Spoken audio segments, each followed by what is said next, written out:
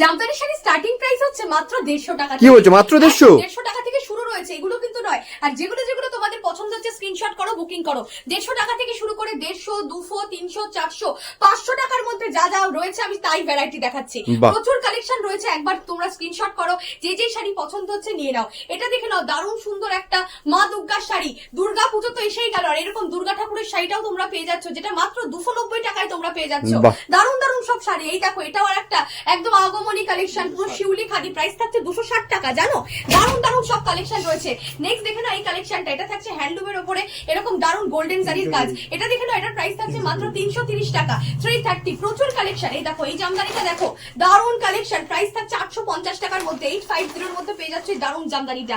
Next দেখো এই জামদানিটা, দারুণ সুন্দর, প্রাইস থাকছে মাত্র 420 টাকা, 420।